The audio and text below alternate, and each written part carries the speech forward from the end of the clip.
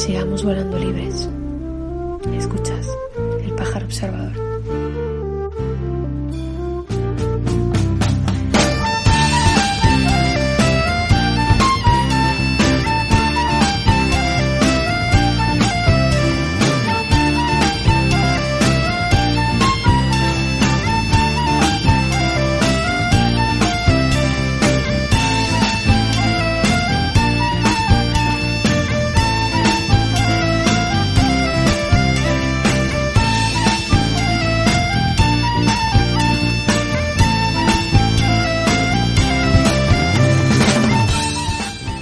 Saludos observadoras y observadores. Aquí comienza una nueva reunión en el nido de El Pájaro Observador, escondido en lo alto de un árbol en algún salvaje bosque de Cantabria. Esta semana regresamos con la segunda parte de la entrevista que realizamos a Antonio Turiel, físico del CSIC, que lleva más de 10 años informando y alertando acerca de la llegada del pico del petróleo y de los picos y las limitaciones del resto de fuentes de energía, ya sean no renovables o renovables, siempre que se mantenga un modelo de generación y consumo de energía basado en un continuo crecimiento. En esta segunda parte hablaremos de las energías renovables y las limitaciones que tienen en el modelo en que se está tratando de implementar, con un discurso cada vez más hegemónico, bien coordinado por la política, los medios de comunicación y las empresas, en el cual no paramos de escuchar discursos sesgados, engañosos o totalmente vacíos, y eso sí, con un buen envoltorio de regalo en forma de bonitos términos que nos encontramos ya en todos los lados, como la economía circular, la descarbonización de la economía o la resiliencia.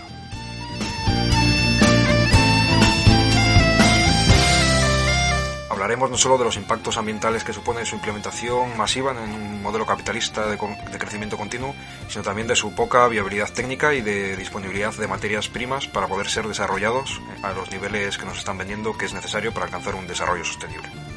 Además, en la parte final de la entrevista entramos a hablar de las alternativas hacia las que nos debemos dirigir, introduciendo el concepto del decrecimiento como salida hacia la crisis energética por un lado y la crisis sistémica en general por otro lado, en la que nos estamos adentrando. También hablaremos con Antonio de la situación de lucha frente a los polígonos eólicos en la que nos encontramos en Cantabria, al igual que está sucediendo en otras regiones del Estado español, ya sea debido a proyectos de polígonos eólicos o solares. Antes de entrar en materia, mandamos un saludo y un abrazo a toda la audiencia de Radio Argallo en Cantabria, Radio Espiritrompa en el Alto Aragón, Irola y Ratia en Bilbao, Radio Bronca en Barcelona, Radio Almaina en Granada y Radio Cuca en Oviedo, radios libres que reemiten nuestros vuelos, así como para quienes seguís nuestros vuelos a través de nuestros portales de iVoox y YouTube. Y llegado a este punto vamos a calentar motores con un temazo de Guille Jové llamado Peligro de Extinción, el cual conecta mucho con las temáticas que vamos a tratar hoy, así como con las que ya fuimos comentando en el anterior programa. Bueno, no me enrollo más, así que agarraros fuerte que comenzamos el vuelo.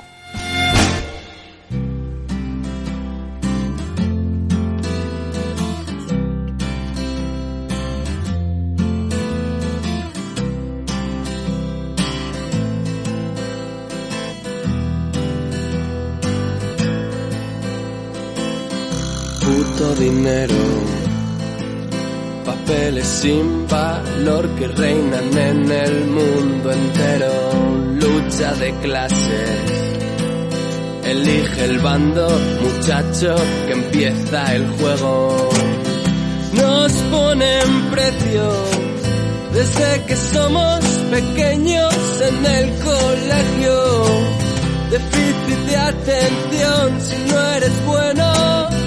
No te sientas y miras quieto, y esa falsa libertad, date la vuelta, te agarran por detrás, y esa gran habilidad, ponte de frente y mira al capitán.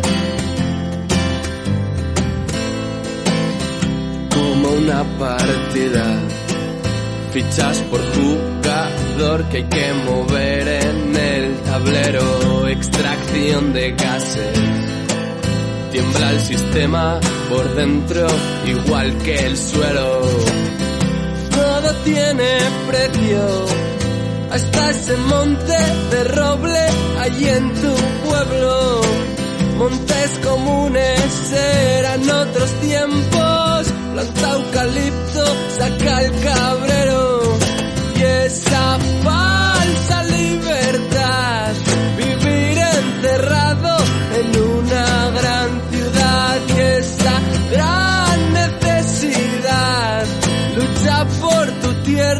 pues libres nos hará.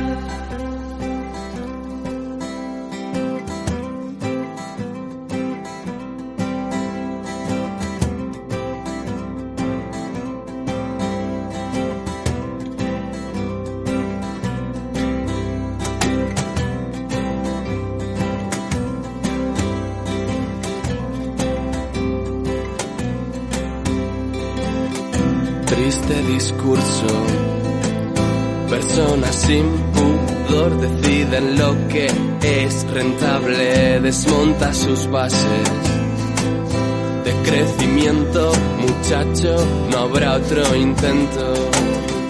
No es el planeta, es nuestro modo de vida el que agoniza, una contradicción detrás de otra. Somos esclavos de la energía, nunca dicen la verdad, ya no crecemos de forma exponencial y esta es la realidad, la tierra es finita, ya no tendremos más.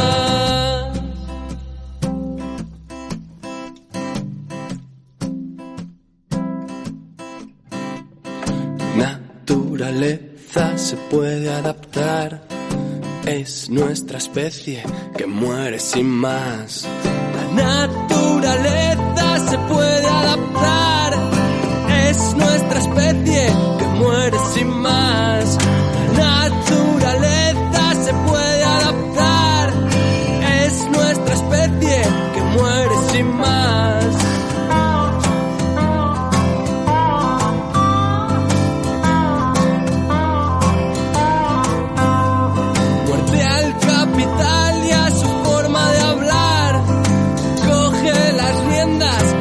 Para allá, vigila tu espalda que vienen detrás, somos esclavos de su bienestar.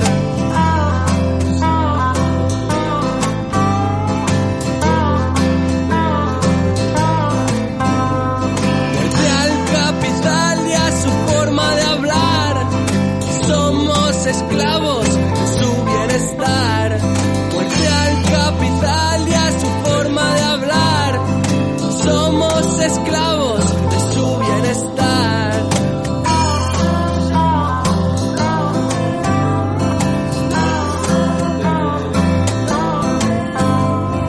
La naturaleza se puede adaptar, es nuestra especie que muere sin más. La naturaleza se puede adaptar, es nuestra especie que muere sin más. Tras este flow por parte de Guille Jové, vamos a ir entrando en materia para hablar a través de la entrevista con Antonio Turiel acerca de la situación de las energías renovables y de por qué en un modelo de crecimiento continuo tampoco pueden ser la respuesta a la crisis energética en la que nos estamos ahondando. Antes de ello queríamos daros las gracias por un programa y una charla grabada que nos habéis hecho llegar estos días, algunas observadores, y que queríamos recomendar también a la audiencia como complementos a los temas que estamos hablando en este programa y en el anterior. Por un lado, nos habéis recomendado de nuevo un programa del podcast del que os hablamos en el anterior vuelo llamado Ampliando el Debate. Esta vez en concreto un programa que se titula Las críticas al colapsismo también valen. Un programa muy interesante y recomendable de escuchar, en el que se debate en torno a las distintas posturas respecto a una visión más o menos colapsista de lo que va a suceder en el futuro hacia el que nos estamos dirigiendo. En él se debatieron temas como nuestra mayor o menor capacidad de reacción frente a los riesgos en los que nos estamos adentrando, o también se habla de las posibles vías de reacción, la importancia de la componente social frente a la componente técnica en cuanto a evitar o al menos mitigar los efectos de un colapso, ya sea energético o sistémico en general. O, por ejemplo, también se comenta el hecho de cómo hay personas o agentes sociales que pueden estar esperando sacar un beneficio del colapso, buscando su oportunidad de negocio en el propio colapso y, por tanto, trabajan en favor de este colapso. Vamos, lo dicho, es un programa que no tiene desperdicio y en el que, por cierto, Antonio Turiel es una de las personas que participa entre las voces que analizan todos estos temas. Por otro lado, nos habéis recomendado una charla grabada en audio de la investigadora Alicia Valero, una ingeniera química española especializada en la exergía del capital mineral de la Tierra. Podéis buscar esta charla en internet en la cuenta de iVoox del podcast Devenir con el nombre Alicia Valero, límites materiales del planeta. Y en esta charla da multitud de argumentos y datos sobre diversos temas como los límites físicos de la economía circular o el hecho de que la minería se basa en combustibles fósiles, lo cual no se ha tenido en cuenta al hacer planes de descarbonización de las economías. Bueno, al hilo de estas dos recomendaciones, como siempre, agradecemos que nos hagáis comentarios, propuestas o nos hagáis llegar informaciones o recomendaciones como estas para tratar de informarnos así colectivamente y de que los micrófonos de este espacio sean una herramienta de uso lo más abierto y común posible. Y en este sentido, recordamos que además de los aportes que nos hagáis contactándonos, estamos siempre deseando tener nuevas incorporaciones, ya sean puntuales o constantes, para generar contenidos o incluso para ponerse al mando de estos micros ubicados en este nido, en lo alto de un árbol. En días como hoy, ambientados, como escucháis de fondo, con el sonido de los temporales cántabros, que, bueno, por fuerte que resoplen, generalmente no impiden que nuestro sofisticado sistema de vasos e hilos, con los que emitimos la señal desde aquí, siga funcionando. ¿Habéis escuchado al pájaro observador? Que como siempre está aquí arriba en la copa del árbol, hoy también con un buen chubasquero encima, y veo que se ha animado a mandaros un saludo y, bueno, a animaros a participar en nuestras reuniones en el nido. Así que lo dicho, ya sabéis que podéis contactarnos a través de nuestras cuentas de Twitter, Facebook o a través de elpajaroobservador@gmail.com y os enseñaremos con gusto el sendero que lleva hasta este nido oculto. Bueno, pues nada, vamos a escuchar la segunda parte de la entrevista con Antonio. Dentro, entrevista. Por otro lado vendrían el tema de las energías renovables, que bueno, está por un lado la energía hidroeléctrica, que es la más importante, representando, según comentas en tu libro, más del 6% de toda la energía primaria consumida en el mundo, y luego estaría la eólica y la solar, que bueno, han experimentado un incremento muy grande en las últimas décadas, pero siguen teniendo ahí unos porcentajes bastante marginales. E incluso mencionas otras como que a veces se escucha hablar, como la energía geotérmica, la maremotriz y algunas variantes de la energía solar, como la de concentración. ¿Qué limitaciones tienen como alternativas frente a la crisis energética que estamos viviendo? A ver, el problema de las renovables son tres. El primer problema es el potencial, la cantidad máxima de energía que se puede extraer, ¿no? Este es un tema que es científicamente controvertido, es decir, hay autores que opinan que se puede sacar una cantidad mucho mayor al consumo actual de energía, y hay otros autores que dicen que no, que se puede conseguir solamente una fracción del consumo total de energía actual, ¿no?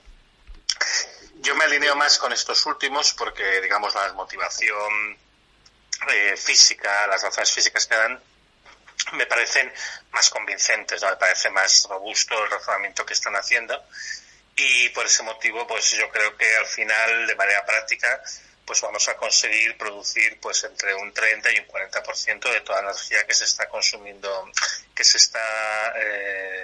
consumiendo actualmente en el mundo, ¿vale? Entonces este es el primer problema, no da muchísima energía, pero no tanta como las que se está consumiendo actualmente, porque como digo, este es un tema que todavía está sometido a una cierta polémica, ¿no? Es un tema todavía en debate en la comunidad científica.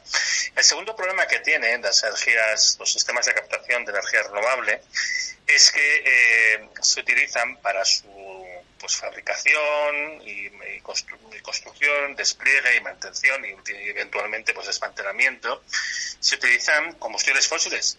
Es decir, yo todavía estoy por ver un parque eólico, un huerto solar o una central hidroeléctrica que se construya sin utilizar combustibles fósiles, solamente con energía renovable, ¿no? Comenzando ya por los materiales que tiene, el acero, el cemento, todo esto se ha hecho utilizando combustibles fósiles. Las minas de donde se extraen los materiales, allí típicamente se ha utilizado petróleo, las excavadoras, los compresores, pero muchas veces esto está lejos de los sitios con acceso a electricidad. Se transporta con camiones que no son precisamente eléctricos. Luego cuando se llega al sitio se monta todo con ligoneras que también van con diésel, con grúas, etcétera, etcétera, ¿no? Y cuando hay operaciones de mantenimiento también lo mismo, ¿no? Entonces tienes este problema, esta dependencia de los combustibles fósiles. Aunque su huella de carbono sea inferior a otros sistemas de generación de electricidad, lo que es cierto es que sin estos combustibles fósiles no se pueden producir estos sistemas, con lo cual cuando los combustibles fósiles empiezan a retroceder, ahí tienes un problema gordo, pero muy gordo, ¿no? Y además, no solo eso, sino que dependen de materiales que son escasos. Es decir, los sistemas más eficientes necesitas de materiales que ahora mismo se sabe que no hay una cantidad suficiente como para abastecer la demanda de todo el planeta si todo el mundo se pusiera a hacer a la vez. Y esto no lo digo yo, esto lo dice la propia Agencia Internacional de la Energía en un informe que sacó hace unos meses, en el que estudiaba el problema de los materiales críticos, y nos decía que para que se pudiera satisfacer la demanda prevista, pues la producción, la extracción de estos materiales críticos, que son muy diversos, que hay tierras raras como el neodimio para los materiales permanentes, pero por ejemplo la plata para los conectores, las placas solares, pues que bueno, que la producción de estos materiales tenía que multiplicar por números imposibles. Por ejemplo, la producción de litio tendría que multiplicarse de aquí al 2040 por 42, la de cobalto por 21, la de tierras raras por 7, son cosas que son imposibles. Y de hecho, en la misma línea, en el informe, se da una recomendación a los países de la OCDE que acaparen estos materiales, en plan, bueno, no habrá quizá para todos, pues que por lo menos los países de la OCDE tengan la garantía de poder hacer su transición aunque no haya materiales para todo el mundo. Entonces, este es el segundo problema. Hay una limitación a nivel de los combustibles fósiles que se necesitan para poderlos producir, instalar y demás, y los materiales que se requieren. Y la tercera limitación es que estos sistemas están orientados a la producción de electricidad. Y entonces, aunque electricidad es energía, no toda energía es electricidad. Y en España y en los países occidentales lo que nos encontramos es que la electricidad representa un poco más del 20% de toda la energía final que se consume, y tienes un 70 y muchos % de la energía final que no es eléctrico, y como he dicho antes, pues hay una parte sustancial de él que es de difícil o imposible electrificación, ¿no? Entonces, claro, no estamos orientándonos a producir el tipo de energía que necesitamos y tenemos soluciones tecnológicas para poder aprovechar esta energía. Con lo cual, estos tres problemas combinados nos hacen ver, pero ya esto ya hemos comentado un poquito al principio cuando hablamos de la descarbonización, que los sistemas renovables que se están proponiendo pues quizás realmente no son los adecuados para resolver el problema que se plantea, pero no se está planteando ninguna alternativa, que realmente algunas hay, pero bueno, al final hay una cosa que en todo caso siempre sería inevitable, que tiene que haber un descenso del consumo y una adecuación en el futuro pues a lo que se puede consumir dentro de una manera realmente sostenible, dentro de los límites del planeta. Hay una fuente de energía que es el biogás por digestión anaerobia, que en el libro creo que no entras a hablar específicamente de ella.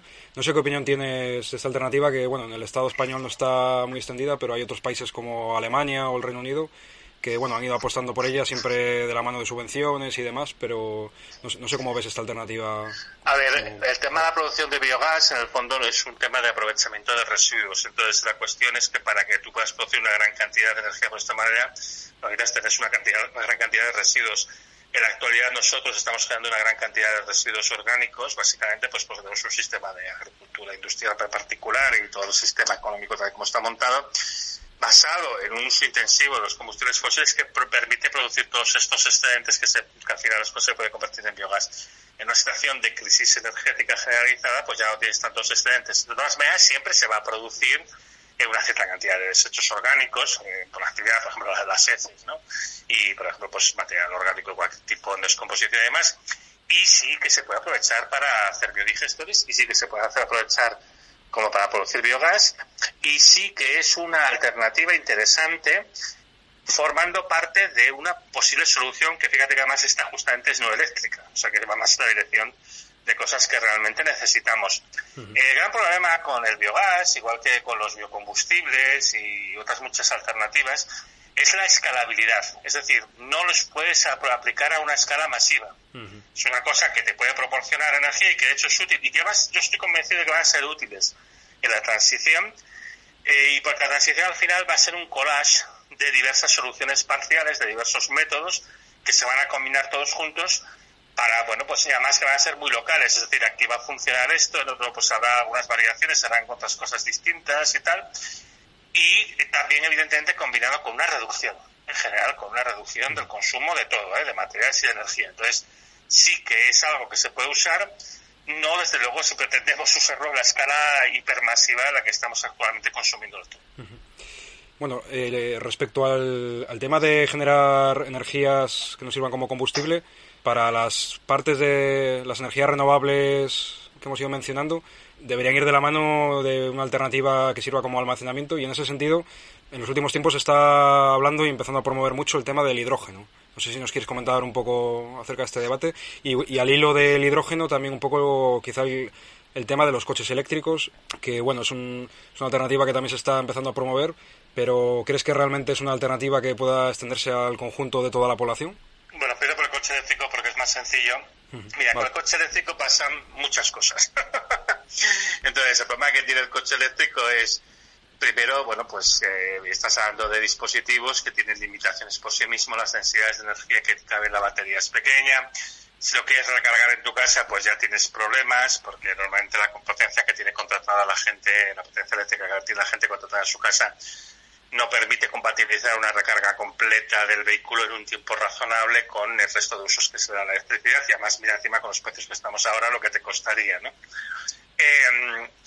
Y luego, bueno, pues que evidentemente, pues para tener un vehículo con unas prestaciones medianamente decentes, pues ya te tienes que ir a vehículos muy caros que no están al alcance de todo el mundo. Y luego que caray, que la mayor parte de la gente no tiene garaje en su casa donde meter el coche. La mayoría de los coches, como el 80% de los coches, pues ven en la calle. Entonces eso te implicaría que para poderlo recargar tendrías que poner un punto de recarga pues cada 5 metros más o menos, ¿no? La longitud de un coche. Y esto implicaría hacer un recableado enorme a nivel de las ciudades. Entonces la gente dice, bueno, pues no lo recargas al día siguiente, pero entonces empiezas a echar cuentas del tiempo de recarga, no sé qué, son tiempos largos. Claro, tú piensas que, pues la gente normalmente solo hace 30 kilómetros, entonces esto lo puedes recargar en una media hora. Y dices, claro, pero es que, imagínate que vas a la Gasolinera y te encuentras 2 coches delante del tuyo, es que hasta dentro de una hora y media no sales de aquí, porque claro, la hora que necesitarías es para cargar sus 30 kilómetros solamente, y luego los 30 kilómetros que recargues tú.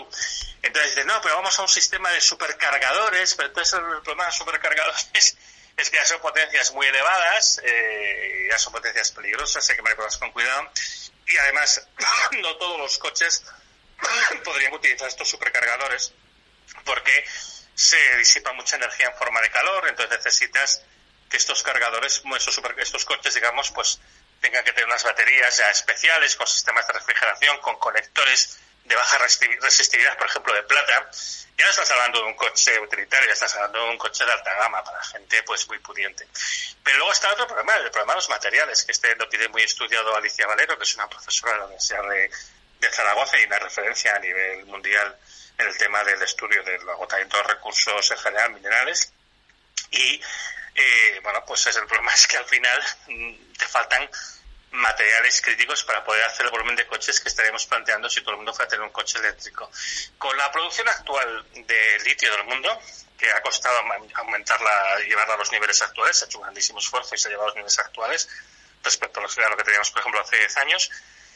Si destinásemos todo el litio que se está extrayendo y produciendo en el planeta para producir coches eléctricos y solamente eso, entonces nos olvidamos de portátiles, de móviles, de tablets, de sistemas de backup eléctrico para los grandes centros de datos de Amazon y de Google, todo eso fuera. Y hacemos solamente coches eléctricos, con la producción de litio actual podríamos producir 8 millones de coches eléctricos al año. El año pasado se construyeron 80 millones de coches en total. Hace 2 años, 100 millones de coches. En el mundo hay 1.400 millones de coches. A un ritmo de 8 millones al año necesitaríamos 175 años. Pero es que a medio camino nos encontraríamos que nos quedamos sin litio. Y si miramos el cobalto, que es necesario para que las baterías sean más compactas, pesen menos, ¿no? Pues es peor la situación. Y aparte muchas otras cosas. Entonces, bueno, el coche eléctrico es evidente que no es algo que se pueda generalizar para la mayoría de la gente, y menos además en una situación de crisis económica como la que evidentemente vamos por la escasez de combustibles fósiles. Es algo que va a quedar únicamente pues para gente, bueno, de posibles, gente con un buen nivel económico, que no somos la mayoría, que desde luego no somos ni tú ni yo. En cuanto al tema del hidrógeno, hace poco hubo una filtración del informe del Grupo 3 del IPCC, el panel intergubernamental para la lucha contra el cambio climático, que hace estos informes sobre la situación con respecto al tema del cambio climático. Y en este informe que se filtró hay un análisis del hidrógeno. Y ahí dicen que las tecnologías del hidrógeno están lejos de estar maduras para hacer toda la implementación que se pretende hacer con ellas. El hidrógeno, si se está contemplando actualmente, es fundamentalmente con la idea de utilizarlo en maquinaria pesada. Que sabemos que no podemos hacer camiones eléctricos, lo hemos comentado antes. Bueno, se pueden hacer si están conectados a una red, es lo que llamamos tren, y por cierto es muy eficiente. Pero si tú quieres hacer camiones eléctricos autónomos, que no tengan que ir conectados a una red, pues entonces ya sabes que no puede ser con batería. Y tampoco, evidentemente, excavadoras, tractores, aviones, barcos, etcétera.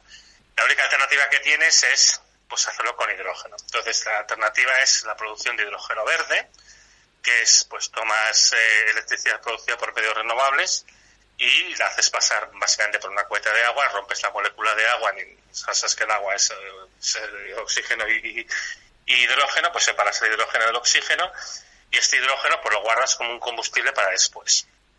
Entonces, este proceso de separación del agua en hidrógeno y oxígeno tiene inconveniente de que tampoco tiene una eficiencia maravillosa, ¿no? Las eficiencias típicas son alrededor del 50%, o sea, pierdes más o menos la mitad de la energía. Es pensable que con mejoras tecnológicas podamos mejorar esta eficiencia y que en vez de perder el 50% perdamos el 40%, pero vamos a volver por ahí, ¿vale? Pero es que luego si este hidrógeno que tú produces lo quieres destinar para motores, entonces empiezas a tener toda una serie de problemas, que si utiliza una pila de combustible que tiene una eficiencia en la conversión en movimiento, que es la que es, además para que el vehículo tenga una buena autonomía tienes que meter el hidrógeno a presión, que además encima lo tienes que refrigerar, que tienes que poner una presión increíble. Bueno, cuando empiezas a ver todos los gastos de energía, en todo el proceso para utilizar hidrógeno en motores, se pierde el 90% de la energía inicial o más. ¿Cómo será la cosa? Que la estrategia europea del hidrógeno reconoce que la Unión Europea no puede producir todo el hidrógeno que querría consumir, que necesitaría consumir, y que de hecho tendrá que importar hidrógeno verde de otros países, con lo cual además estamos cambiando la dependencia actual por otras dependencias futuras, ¿no? Y esto lleva un montón de problemas adicionales, de extractivismo, de colonialismo. Ahora, por ejemplo, Alemania pues se ha metido en el Congo y están ahí las empresas alemanas, el propio gobierno alemán, invirtiendo para crear una planta de electrólisis en la presa del río Inga, en el Congo, con intención además declarada de que el hidrógeno que se produzca se exporta hacia Europa. Y Alemania está como loca firmando convenios con muchos países y demás para importar su hidrógeno. O sea, esto nos está llevando a una situación que realmente no es buena, es decir, es un modelo que no es generalizable, es un modelo que puede crear pues relaciones de explotación de unos países por otros y eventualmente incluso situaciones bélicas. O sea, no, es evidente que no es este el camino por el que tenemos que transitar, porque es un modelo que no es generalizable. Es decir, para que algunos pocos puedan disfrutar del hidrógeno, muchos tienen que vivir en la miseria. No, este no es el camino.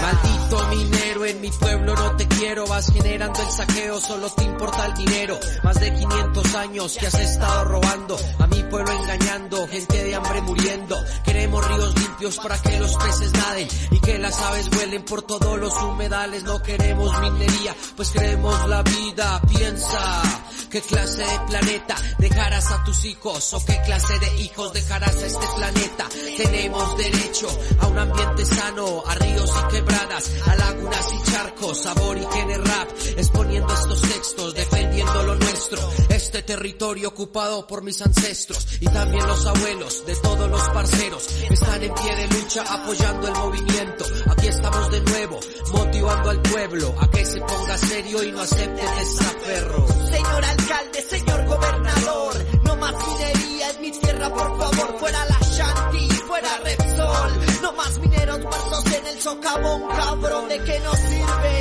el oro y el coltán si esa mierda que sacan no se puede tomar?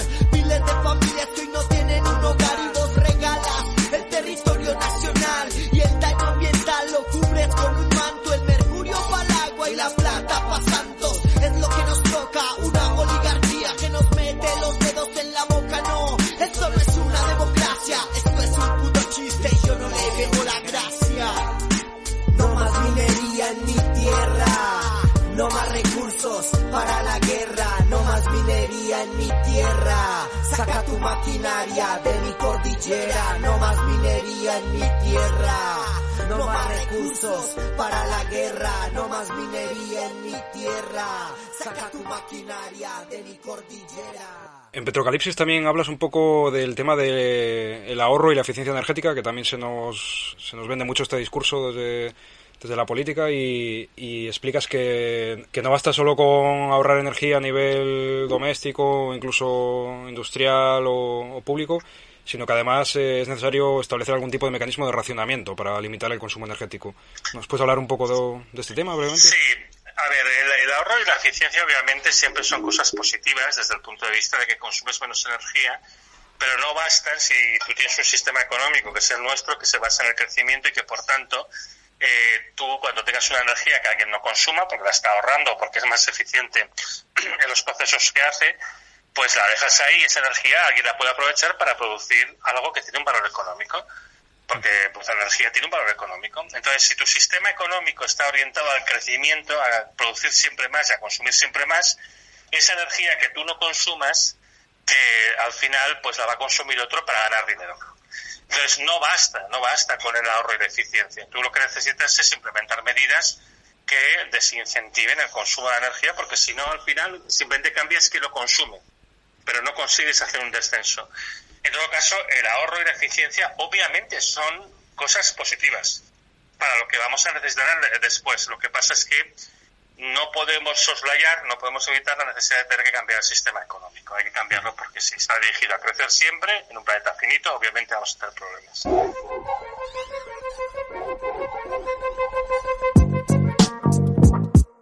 Decrece, que el planeta perece. Yo creo que un esfuercito por tu parte se merece. Es posible vivir más despacito. No tengas tanta... Vale, pues ya llegado a este punto, por ir cerrando la entrevista, lanzo la pregunta clave sobre la que también haces una amplia reflexión en Petrocalipsis, que es, bueno, qué es lo que nos hace falta para cambiar de rumbo, y bueno, algunas claves ya las has ido mencionando. Quizá sería el momento también de meter el concepto un poco del decrecimiento. ¿Qué es el decrecimiento y de qué forma puede ayudar a avanzar frente a esta situación de crisis energética en la que nos estamos encontrando? Sí, cuando hablamos de decrecimiento, realmente muchas veces estamos queriendo decir dos cosas que son diferentes. Una parte hay el decrecimiento, digamos, físico inevitable asociado a estos problemas que estoy comentando, el hecho de que hay una disponibilidad finita y decreciente de energía, pero además también de materiales, porque está habiendo también un problema de descenso a la producción de algunos materiales, porque necesitan energía para su producción, y como esta empieza a escasear, pues también empiezan a escasear estos materiales.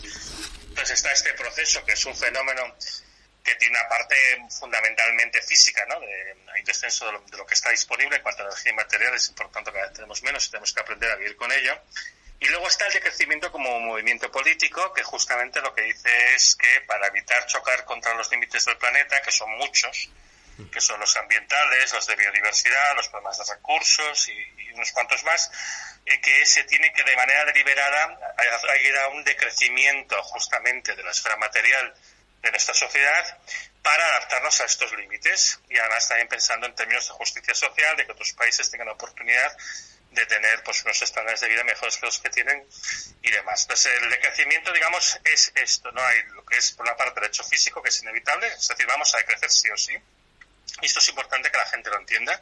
No vamos a poder evitar este decrecimiento de la esfera material por falta de materiales, básicamente, y la única cosa que vamos a poder escoger es cómo lo pilotamos. Si hacemos algo para hacernos, digamos, para adaptarnos a ello, y entonces hacemos un aterrizaje más o menos suave, o no hacemos nada y al final nos estrellamos, ¿no? Pues estas son las elecciones que realmente tenemos. Y en ese sentido, el decrecimiento entendido como movimiento político, lo que está proponiendo es esa estrategia, una estrategia de aterrizaje, ¿no? Dentro de que, bueno, no es la única posiblemente que se puede proponer, y por eso en ese sentido el decrecimiento como movimiento político confunde un poco, ¿no? Porque existen otras estrategias posibles que se pueden proponer para pilotar este descenso inevitable, pero bueno, pero en esencia pues la cosa viene por aquí. Vale, y ya para cerrar, un par de preguntas que nos ha hecho compañeros y compañeras que escuchan el programa o participan en el programa. Por un lado, al hilo del decrecimiento, ¿qué mecanismos puede tener una sociedad para realizar una transición hacia un decrecimiento, pero que no sea pagada por los elementos más débiles de la sociedad? Es decir, al hablar del decrecimiento hay gente que le preocupa que para las personas que no se pueden permitir decrecer más porque ya viven al límite, esto puede implicar un sufrimiento y mayores limitaciones y desigualdades frente a los estratos sociales con mayores privilegios. ¿Cómo podemos hacer un decrecimiento que no afecte a aquellas personas con menos recursos? Mira, yo creo que una cosa es bastante clara, es si no se hace un pilotaje del decrecimiento, si por ejemplo pues apostamos por el hidrógeno y estas cosas, este tipo de cosas sí que tiene la capacidad de depauperar todavía más a aquellos que son los más desfavorecidos en otros países o incluso en el nuestro. Es decir, digamos, el plan actual que hay para adaptarse a esta situación de escasez generalizada y de descenso energético y material, lo que lleva es a una apropiación creciente de lo que queda por parte de las élites extractivas, con lo cual el problema, de hecho, para esta gente se agrava. Eso no quiere decir que simplemente deteniendo estos planes las cosas van a ser favorables y de color rosa para la gente, no. Justamente yo creo que una de las grandes dificultades que hay ahora mismo es hacer un planteamiento de ese decrecimiento pilotado que yo comentaba antes, que en el fondo va la idea de lo que me estás preguntando, de cómo se podría hacer para conseguir que el decrecimiento sea lo más igualitario posible, lo más democrático posible y que además garantice el máximo de bienestar para el máximo de población, ¿no? Entonces, yo creo que hay ciertas claves de cómo se debe hacer eso, pero sinceramente dudo que nadie sepa exactamente cómo se tiene que hacer. Yo creo que habrá que hacer mucho ensayo de error, habrá que tener también mucha humildad para reconocer pues cuando algo no está funcionando bien, pues empezar a hacer correcciones, intentar mejorarlo. Una de las claves para mí también es la localidad. Esto es una cosa que se ha de hacer diferentemente en cada sitio, porque cada sitio tiene sus especificidades y además teniendo en cuenta que si la energía abundante y barata, sobre todo el petróleo, favorece la globalización, su ausencia lo que va a favorecer es la relocalización, la necesidad de hacer una producción más local, porque las redes de transportes pues van a ser caras y cada vez se va a poder transportar menos y en menos distancia, ¿no? Y también se va a poder extraer menos, etcétera, etcétera. Entonces, se tienen que hacer planes locales de transición. Para mí la clave está en, primero, entender cuál es la naturaleza del problema. Es que si nosotros ni siquiera la discusión política tenemos claro que hace falta hacer un plan de transición, un plan de adaptación a una situación de descenso material energético, pues lógicamente no vamos a reaccionar de una manera adecuada a los problemas que vienen. Y luego, pues como digo, en cada sitio intentar hacer cosas que vayan dirigidas a satisfacer las necesidades locales. Hay comunidades muy pobres y empobrecidas a lo largo de todo el planeta que parten de una mala situación, pero yo creo que en general para muchas de estas comunidades, quizá no todas, el simple hecho de que en particular los occidentales no vengamos allá a meter las narices e intentar apropiarnos de sus recursos ya va a suponer una mejoría. Yo tengo la impresión de que en general para esta gente, si que les dejemos tranquilos y en paz, ya seguramente les va a poner ya una buena ruta. Habrá casos en los que no, habrá casos en los que lo ideal sería que hubiera una concertación internacional, una cooperación internacional para ayudar a ciertos territorios a mejorar una situación que de partida es bastante mala. Además, una cosa que no tenemos que olvidar es que el problema del cambio climático sigue ahí, Quiere decir que es que nosotros vamos a tener que hacer frente a esta situación de descenso energético y material que pone de rodillas nuestra economía y nuestro sistema político, y además vamos a tener que lidiar con un clima cambiante, además cambiando rápidamente, y que va a hacer más difícil las condiciones de vida de la mayoría, y aparte otros muchos problemas que se han generado, ¿no? De los choques contra los límites planetarios. Entonces, bueno, va a ser difícil, razón de más de empezar cuanto antes. Yo siempre digo que no hay tiempo. Yo siempre digo que tenemos que empezar a hacer cosas ya, porque realmente la magnitud, la enormidad de lo que hace falta hacer es tan grande y tenemos tan pocas indicaciones de lo que hay que hacer exactamente. Si tú fijas, por ejemplo, en el libro, las recetas que yo doy son aspectos muy generales, primero porque tampoco yo conozco mejor exactamente qué es lo que hay que hacer. Sería muy arrogante por mi parte decir, no, hay que hacer esto y aquello. Ya me gustaría a mí saberlo. Y como te digo, además es que tiene que ser muy local y muy adaptado a la realidad de cada sitio, ¿no? Pero bueno, pero puedes dar directrices de cosas que evidentemente no hay que hacer y algunas cosas generales que sí que van a ser necesarias teniendo en cuenta la situación en la que nos encontramos. Pero bueno, no es fácil y por desgracia yo no tengo respuestas sencillas a estos problemas tan complicados.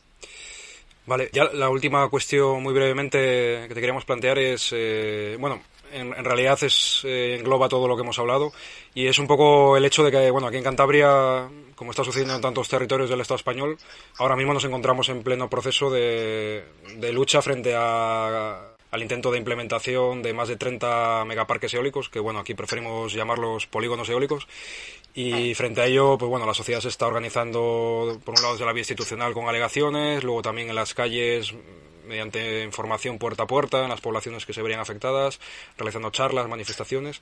Y en este sentido, así muy brevemente, ¿qué le dirías a quienes siguen apostando por la implantación masiva de renovables como solución a la crisis climática? Yo creo que hay una hipocresía ahora mismo, o sea, que no evidentemente por parte de... Hay gente de la población que cree ciertamente que esta es la solución porque así se lo han vendido. Pero los grandes poderes económicos claramente tienen una enorme hipocresía por dos motivos. Uno, porque evidentemente están diciendo que se necesita hacer esto para luchar contra la crisis climática cuando en el fondo la crisis climática les importa un pepito. Y además, mira, la prueba más evidente de esto es que la situación actual que tenemos, un problema de escasez de gas en Europa, España, Alemania y otros países ya se están empezando a mirarse el carbón otra vez. Pero a ver, ¿no habíamos dicho que teníamos un compromiso de lucha contra el cambio climático? Bueno, sí, pero mientras no afecte a la economía. ¿Entiendes? Entonces aquí lo que ha pasado es que se las prometían muy felices de que conseguirían, porque además otras cosas que no tienen ni puñetera idea al final de las bases tecnológicas de lo que están proponiendo, se dan cuenta que tecnológicamente no se puede hacer las cosas que pretenden, ¿no? Que con renovables no iban a poder hacer esta transición, como hemos comentado a lo largo de esta entrevista, ¿vale? Pero que además es eso, que la primera de cambio otra vez al carbón. O sea, y dices, ¿pero de qué vais? O sea, está claro que no, que os importa un bledo el tema de la lucha contra el cambio climático y os importa un bledo las emisiones. Lo único que os importa es las ganancias económicas, incrementar el crecimiento del capital en un mundo finito. Y dices, no, esto es ridículo, ¿no? Y lo que se está ocultando realmente es que lo que se pretende hacer es eso, es lo que realmente sí que está alarmando al poder económico, es la crisis energética, es la necesidad de este cambio, porque nos estamos quedando sin petróleo, gas, carbón y uranio, quedando en este sentido, ¿no? De que cada vez tendremos menos y nos va a costar llegar a hacer todo lo que hacíamos hasta ahora y encima seguir creciendo. Y luego simplemente lo que he comentado algo antes, es decir, estos sistemas no valen por las razones, vuelvo a resumir, por su dependencia en petróleo y materiales escasos, o combustibles fósiles y materiales escasos, por una parte, porque la cantidad de energía que se puede producir por ellos no es ni de lejos tanta como se dice, con lo cual no se puede conseguir mantener el modelo crecentista actual, y porque están orientados a la producción de electricidad cuando no se electricidad lo que se hace, lo que se necesita.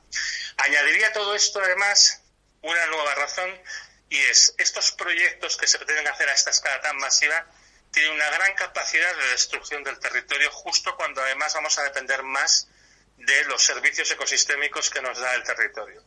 Si tú coges y arrasas un bosque para poner una instalación del tipo que sea, porque necesitas pues las vías de acceso, necesitas aplanar para poner huerto solar o para poner un gran parque eólico, etcétera, todo eso es un destrozo de cosas que vamos a necesitar en la transición real que inevitablemente va a haber que hacer en la situación de descenso energético. Entonces, en esta obsesión por el beneficio, por mantener un sistema que es inviable, que además nos puede convertir en esclavos energéticos de Alemania si al final nos dedicamos como idiotas a producir hidrógeno para que sea consumido en Frankfurt, porque no habrá para todos, no podemos explotarlo aquí nosotros, realmente es la peor que se puede hacer. O sea, es un momento en el que yo creo que lo que se tendría que hacer es un llamamiento a la prudencia e intentar preservar las cosas que son más necesarias y más básicas. La alimentación, un agua de calidad, porque el agua, si no se trata bien, pues transmite muchas enfermedades, garantizar los servicios mínimos a todo el mundo a nivel de educación, a nivel de sanidad, y luego conseguir localizar la actividad para poder dar una ocupación digna a la mayor parte de la gente. Todo esto no tiene nada que ver con montar grandísimas instalaciones que de manera absolutamente ineficiente van a estar una energía que se va a transformar en sucesivamente con mayores pérdidas cada vez, no para hacer nada porque no se va a poder hacer lo que realmente se pretende que se haga. Y eso encima causando este destrozo. Este no es el modelo. Esta no es la solución al problema que tenemos. Esto es simplemente otro problema más. Y en ese sentido creo que que está faltando bastante honestidad en la discusión y se está engañando a la gente diciendo no, es que tenemos que luchar contra el cambio climático, es tan importante que te digo que a la hora de la verdad cuando viene maldad ya ves lo que realmente les importa el problema del cambio climático. No, hay que hacerle frente a la crisis energética, también al cambio climático, obviamente, ¿eh? Pero ahora mismo tenemos este problema de crisis energética que tenemos encima, y la solución no es una huida hacia adelante poniendo un montón más de tecnología que además no sirve para lo que se dice que sirve.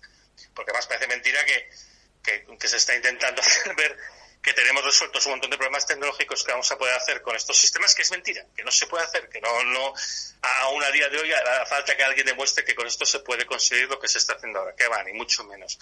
Entonces, no hay que caer en las trampas, o sea, no hay que dejarse engañar, y eso sobre todo lo digo pues a ciudadanos que de buena fe se piensan que esto, bueno, pues va a ser la manera de poder mantener las cosas como están actualmente. No, va a haber un cambio radical para todo el mundo, y esto lo único que puede hacer es empobrecernos más. Porque vamos a necesitar esos bosques, vamos a necesitar esos ríos, vamos a necesitar esos ecosistemas. Van a ser la base de nuestra supervivencia en las décadas que vienen. Entonces, por favor, no nos destruyamos. Vale, pues con estas palabras nos quedamos, Antonio. Nada, pues muchísimas gracias por tu tiempo y bueno, y mucho ánimo con esta gran labor divulgativa que estás haciendo desde hace ya más de 10 años. Pues sí, oye, yo creo que no había hecho nunca una entrevista tan exhaustiva como esta.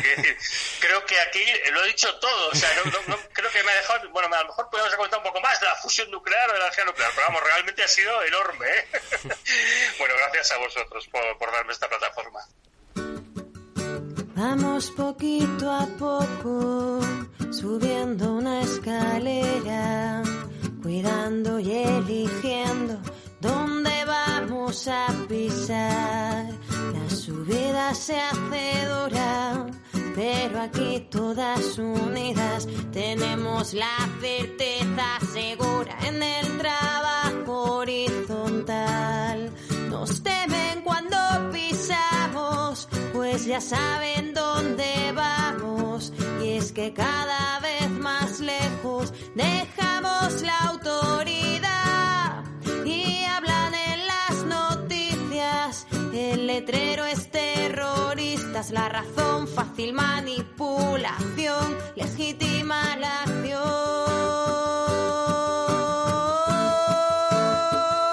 y más corrupción.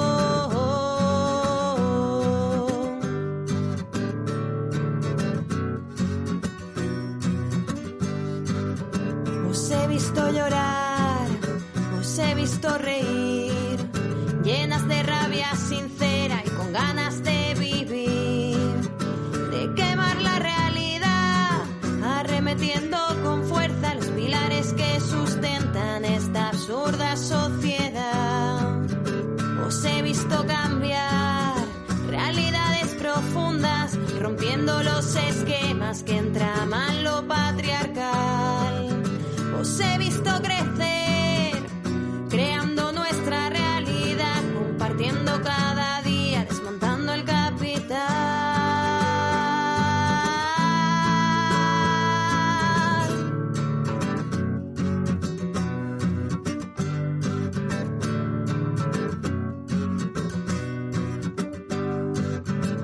Y vamos dando pasos hacia la libertad, desterrando lo que no queremos, quitándonos el disfraz. Y vamos dando pasos hacia la libertad, desterrando lo que no queremos, quitándonos el disfraz.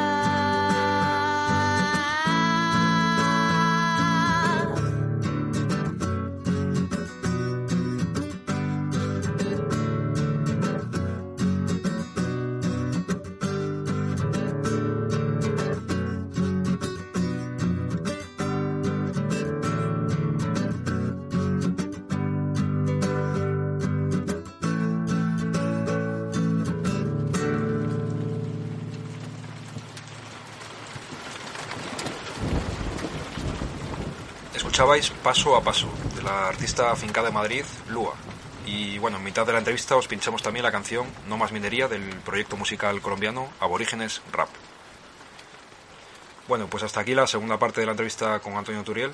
Nos comentaba Antonio al final, como habéis escuchado, que quizá pudiéramos haber profundizado un poco más en el tema de la energía nuclear. Y como justo un pajarillo que escuchó el anterior programa nos comentó lo mismo, vamos a añadir brevemente unos datos de la situación de la energía nuclear, extraídos tanto de Petrocalipsis como del blog de Antonio, crashoil.blogspot.com.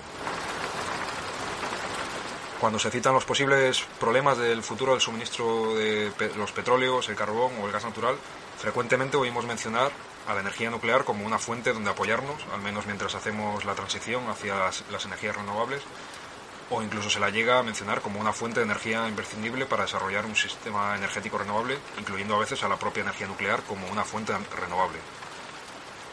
Sin embargo, y más allá de los conocidos riesgos ambientales y para la vida en la Tierra en general que supone la energía nuclear, ni los gobiernos ni la industria están haciendo movimientos claros para expandir la implantación nuclear. ¿Y aquí se puede estar viendo este hecho? Pues en el libro Petrocalipsis, Antonio nos comenta que el pico del uranio aparentemente ya llegó en 2016 y hoy en día hasta el 16% del total del uranio consumido anualmente proviene de las denominadas reservas secundarias, que vienen a ser el uranio extraído en las pasadas décadas, pero que no fue consumido en su momento. Y la mayoría de estas reservas secundarias provienen de bombas atómicas que están siendo desmanteladas conforme a tratados internacionales de desarme. Y al hilo de esto, la previsión del ritmo de declive en la producción de uranio para los próximos años está anticipando el surgimiento de problemas en el suministro de uranio a partir del año 2025, según en este caso la Agencia Internacional de la Energía. Con lo que, en resumen, más allá de los riesgos que tiene la energía nuclear, es que desde un punto de vista de viabilidad económica o técnica tampoco es una opción real que se pueda mantener o incluso incrementar en el tiempo, y todo apunta a que es una opción con más pasado que futuro, aunque se quisiera apostar por ella. Bueno, en la parte final de la entrevista, entrando a hablar de las alternativas para salir de este camino hacia el petrocalipsis, hablamos de lo que es el decrecimiento y cómo vamos a tener que decrecer sí o sí. Y en ese sentido, la decisión que nos toca como sociedades tomar es de qué forma decrecemos. De una forma pilotada, adaptándonos con estrategias que desarrollemos planificada y colectivamente y que además estén al servicio de toda la sociedad. O si no, la alternativa, ya sea de forma más paulatina o más de golpe, es adentrarnos en un decrecimiento forzado. Respecto a esta segunda vía, hay toda una amplia amalgama de opiniones en relación a cómo de progresivo o repentino puede llegar a ser y respecto a los distintos factores que influyen en este rumbo o el peso de cada uno de ellos. Y quizá, otro día podamos entrar a analizar más en profundidad este tema, que daría seguramente para otro programa. En cualquier caso, una cosa parece clara, y es que el elemento social tiene una importancia muy grande, ya que es el que en su conjunto decide el modelo de producción y consumo de energía o de cualquier tipo de recurso por el que se quiera apostar. Y hablando de este elemento social, y de paso vinculándolo con las luchas frente a los polígonos eólicos que estamos viviendo en Cantabria, queríamos hacer un pequeño comentario final frente al hecho de que hay gente que cuando lee o escucha el lema así no, almohadilla así no, que tan extendido está siendo a lo largo y ancho del territorio cántabro, se preguntan, ¿nucleares no? Vale. ¿Combustibles no? Vale, también. Pero entonces, ¿renovables tampoco? Así no. Pues entonces, ¿cómo? En ese sentido, queríamos insistir en el hecho de que el problema no son las energías renovables, sino el modelo de producción capitalista, en este caso de megaproyectos que destruyen nuestros ecosistemas y biodiversidad, nuestros patrimonios culturales y no generan recursos económicos que desarrollen un medio rural vivo. Y la gran pregunta frente a este modelo, ¿qué alternativas tenemos? Pues a pesar de que la respuesta es compleja y desde luego no se le puede dar un enfoque reduccionista que se aleje de posibilidades reales en las alternativas que se propongan, recogiendo el guante de lo que comentaba Antonio en la parte final de la entrevista, compartimos que la transición tiene que ser un collage de diversas fuentes energéticas produciendo y consumiendo energía a una escala local y todo ello combinado necesariamente con la reducción del consumo. Y por aglutinar estas ideas, en el Pájaro Observador creemos que estaríamos hablando de 1. Desarrollar modelos de generación y consumo de energía renovable descentralizados y de proximidad. En la entrevista el ejemplo del biogás apuntaba a ello. El gran problema con el biogás es la escalabilidad. Es una fuente muy interesante, pero para producción y consumo local. 2. Apostar por sistemas diversificados de producción de energía renovable. Es decir, desarrollar sistemas adaptados a las condiciones y características concretas de cada contexto específico, aspirando a no sobrepasar la capacidad de carga ambiental de cada zona. Volviendo al ejemplo del biogás, para el que podríamos sumar otros ejemplos como la mini hidráulica, serían opciones que se podrían ir sumando desde lo local a ese collage del que nos hablaba Antonio, en el que sin duda tienen que estar también la energía solar y eólica, entendiéndola siempre en producción a pequeña escala. Y finalmente 3, apostar por un decrecimiento sostenible como respuesta al capitalismo verde y a su greenwashing, estableciendo como una prioridad la reducción del consumo energético. Y para resumirlo aún más, estaríamos hablando de un modelo basado en las 3 Ds. 1. Descentralizar los sistemas de producción y consumo energéticos. 2. Diversificar las fuentes de energía renovable. Y 3. Necesariamente seguir una senda de crecimiento sostenible. Iritsi da eguna, bihotza otik irten zait bat batean. Ezagutu dudanean, bizitzak gatzik ez du, ezin bazara maite mindu, tren bakarra da ezin galdu.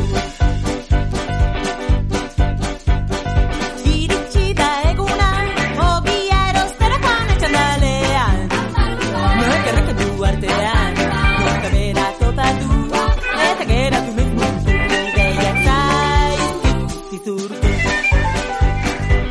Non da manuala. Hasta aquí el programa de esta semana, cerrando este bloque de 2 vuelos centrados en la crisis energética en la que nos encontramos y nos vamos sumergiendo cada vez más. Al hilo de la última reflexión que hemos hecho, las posibles alternativas para un decrecimiento sostenible que pilotemos y que derivemos hacia ese collage de fuentes de producción y consumo de energía local. Tenemos en mente para más adelante tratar de sacar un tercer programa en el que aglutinemos y presentemos unos cuantos ejemplos reales de algunos posibles elementos que podrían componer ese collage energético del que nos hablaba Antonio en la entrevista. En este sentido, si tenéis ideas o propuestas para hacer entrevistas o reportajes acerca de ejemplos concretos en esta línea, os animamos a hacérnoslas llegar para incluirlas en ese posible programa que estamos madurando poco a poco. Y en ese sentido, ya sabéis, podéis escribirnos a nuestras cuentas de Facebook, Twitter o a elpajaroobservador@gmail.com. Y por lo demás, os animamos a seguir volando libres y rebeldes y os esperamos dentro de 2 semanas en el sitio de siempre, en el nido de El Pájaro Observador.